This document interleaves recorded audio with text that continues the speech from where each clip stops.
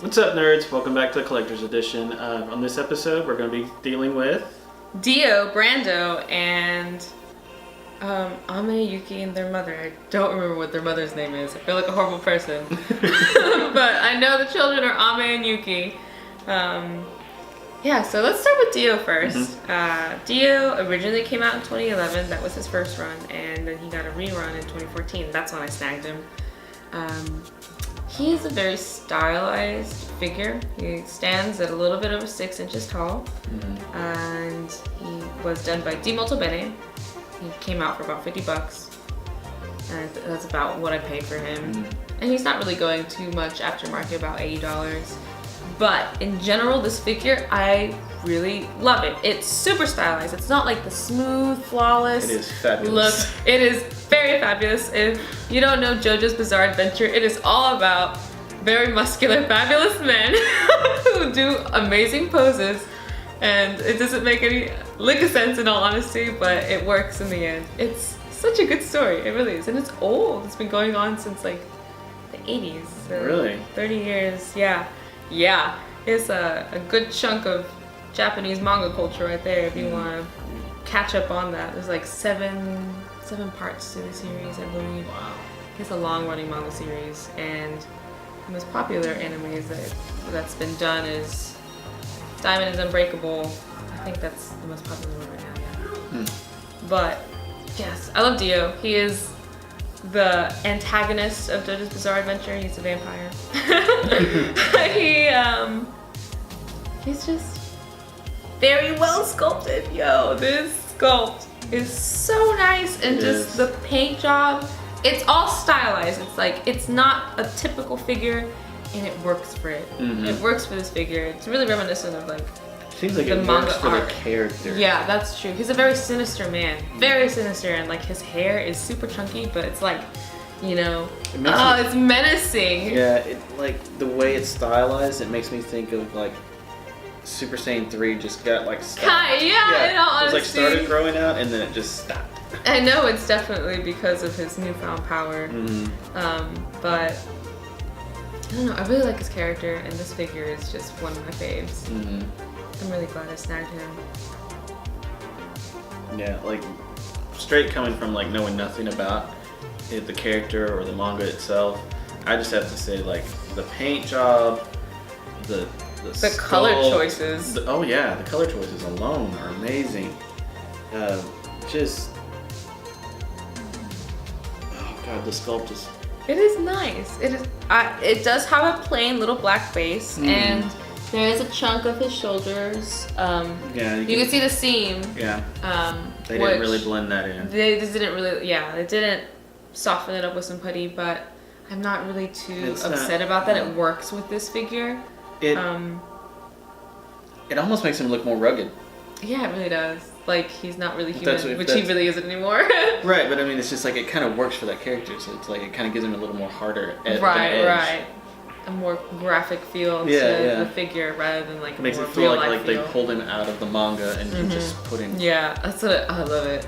It's so nice. It's one of my favorite little pieces that I've got. And his box.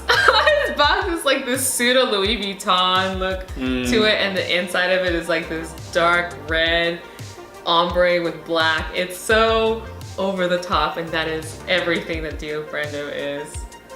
Love it. Like his little like suspender straps. He's got some movement, like you know, he just did like a powerful stomp, and he's posing super fabulously. I love him. I'm jealous of his boots. Yeah, the knee highs. Yeah. He is. He got the knee high heels. The heels. They got some. Not spurs, but definitely could attach them if he wanted to. He's working it. He really is.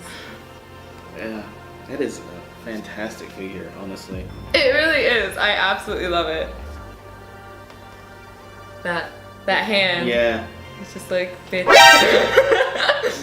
His facial sculpt. Yeah, his face sculpt. You know, in the stylized figure, they did a really nice job on his face. And that's the thing too. It doesn't look like a typical anime figure. Like, no, it doesn't. It's face sculpt. They definitely went more manga-like than anime-like with this figure. and I And it looks 100% more appreciate realistic. that. Almost, yeah. Definitely. I mean, he has very, very defined muscles. Oh yeah. So like his muscles have muscles, but in all honesty, he's got that 8-pack going on. Yeah. But it makes me think of like, I guess it was because of the time period that it was created in the 80s. It has that 80s sculpt face. Mm-hmm. It's so nice. Nice. I'm just like stumbling over my words because I'm just so enamored with it. It looks so good. I know. Oh, I'm glad to have him out of the box. I had him previously displayed. It was always really nice to have him out. Freaking smirk on his face. It just cracks me up. Yeah. He's so menacing. He's so evil. He's straight up like the most evil character ever. Yeah. So, what would you rank him?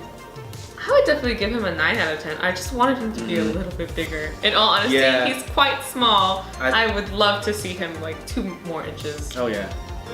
Like, I was thinking probably an 8. 8.5, because it's just how small he is. Like if he was like up here to where she is, that would have been a definite 10 out of 10. Just in terms of the quality of itself. But I mean, since it's a smaller figure. I mean, they did put a lot of detail into it though. So even though he's small, he's not lacking. This is like no way I can escape this. Sorry guys. Oh god. Let's move on to this. Yeah, let's move on to nice, innocent, sad, tearjerker anime movie. It is. So, if any of you guys know Wolf Children, Ame and Yuki, it is a very slice of life. If your children were half wolf, slice of life. I don't want to say any spoilers about it, but it's just full of angst and drama and like. From what family culture. From what you described to me before we started. Yeah, I'll let him know.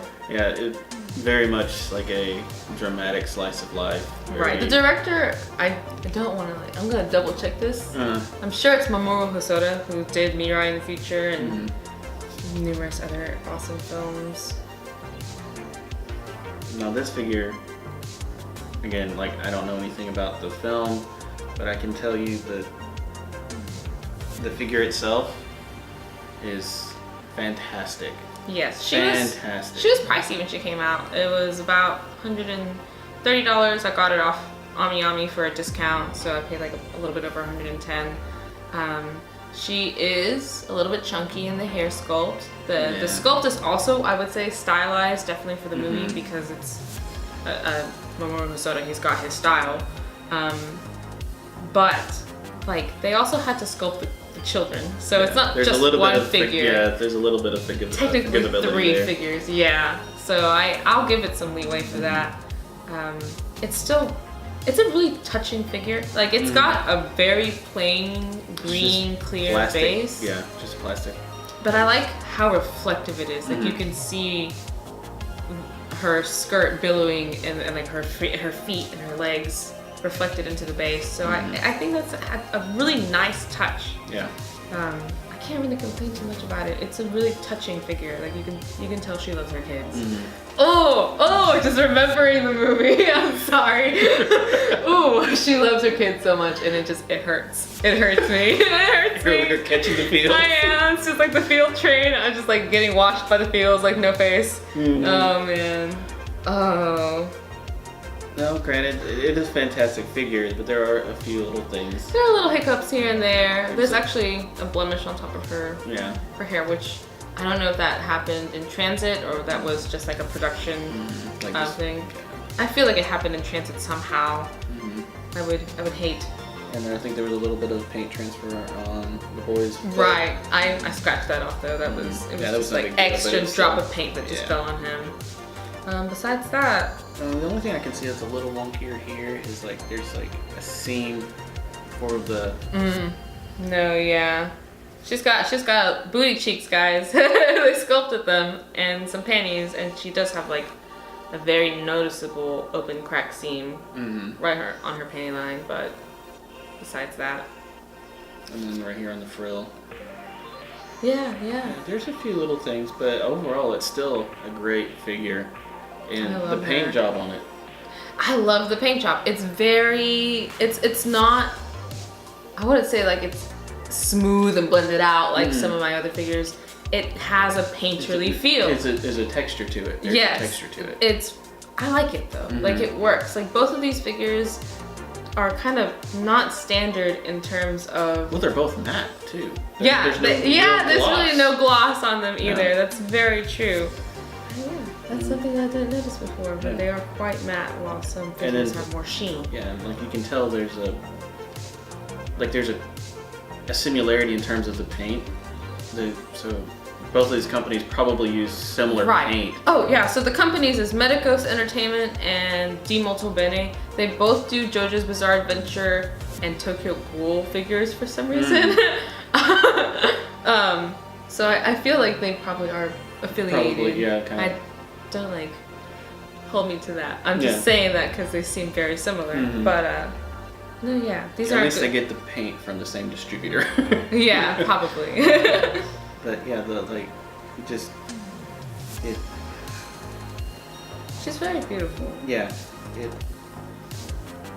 I kind of want to watch it, but at the same time, I don't want to either because I don't want to be heartbroken. Yeah, you'll probably cry. And like you can just felt see in her hurt. face that she is a forlorn woman. Yeah. She loses her husband. It's not a spoiler. That happens in the very first part of the movie. Like some up moment there. Like you see them love each other and fall in love and all that shit, and then they just strip that away from you. And there you go. That's basically the beginning of the movie. But she looks like she's just. Oh yeah, they struggled, man. Oh man, I just don't. But that's cool. That the fact that they can like get that look into the sculpt itself. That's true. That's emotion for them. Yeah, they both have really good emotion going on for them. A lot of figures. It's just a blank face, it's or just like a little smirk, a smile, like very plain. But these capture emotion. These are capturing very good emotions. Like he's got a very sinister smirk on his face, and she has this forlorn smile, but you know she's holding her children, so it's like you can tell that she finds comfort in that. Yeah. What would you give her? I would give her a 9 out of 10. I quite like her size. I like the sculpt and the painterly style, and even though this is a plain base, I will have to say I like it. It works. It really works for everything. Absolutely, yeah, 9 out of 10. Even with the small little issues, 9 out of 10, just because of the size, the paint quality, and the emotion. No, I have to retract my statement. I'll give this an 8 out of 10 because she is going for crazy numbers aftermarket. Oh, that's right. She was $110. That's how I got her. Some people are trying to sell her for $600. Oh. No. Yeah, she doesn't have a rerun.